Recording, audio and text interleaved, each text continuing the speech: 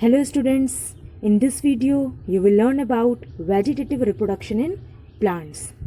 Before to start vegetative reproduction in plants, I would like to tell you about asexual reproduction in plants. Right now you have studied about sexual reproduction in plants.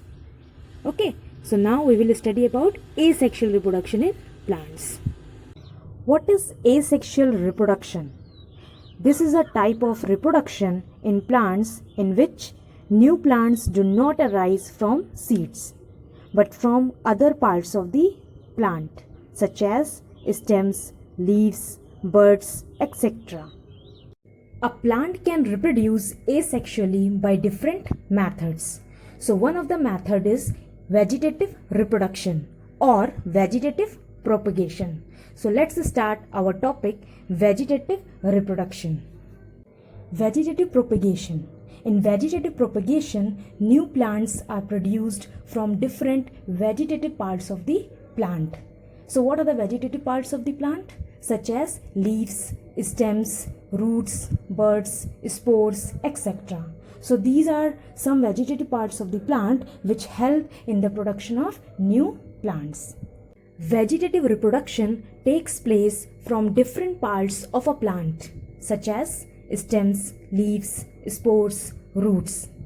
Let us understand one by one. Vegetative reproduction by stems. Some plants like rose, hibiscus and money plant can be grown from stem cutting. Let's see cutting of stem in case of potato and rose plant. The plant from which the stem is cut is called the mother plant. Now, stem cutting is buried in the soil and water them regularly. After a few days, the stem cutting grows into a new plant. This is how vegetative reproduction takes place by stem. Take a fresh potato and observe scars on it. These scars contains buds which are known as eyes. Now cut a potato into 4 to 5 pieces with each piece having one scar. Now put each piece in the soil and water them regularly. After a few days, the bud present in the scars develop into stem and leaves. Now, vegetative reproduction by leaves. Bryophyllum has buds in the margin of the leaves. If a leaf of this plant falls and get the moist soil, then a new plant can grow from each bud. Vegetative reproduction by spores.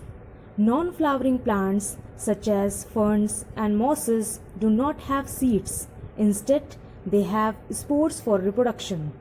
As you can see here, a special structure called sporangium, or you can call it spore case.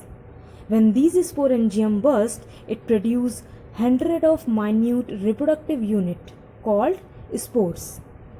These spores are scattered away from their parent plant in air or on land, and when get proper condition, they germinate to produce new plants. Vegetative reproduction by roots. Some plants like sweet potato, carrot, radish, turnip and dahlia store food in their roots. Roots of these plants bear adventitious buds on them.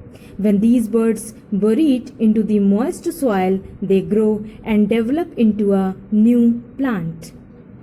Let's perform an experiment. Aim: to grow a plant from a carrot. Requirement: a carrot, a bowl, a knife and water. Cut off the top portion of the carrot. Keep the cut part in the bowl with the top portion upward and pour some water in the bowl so that half the carrot is dipped in water. Now keep the container in the sun and observe the carrot for a few days. You will observe that new leaves sprout from the top portion of the carrot. This shows that carrots reproduce through their roots.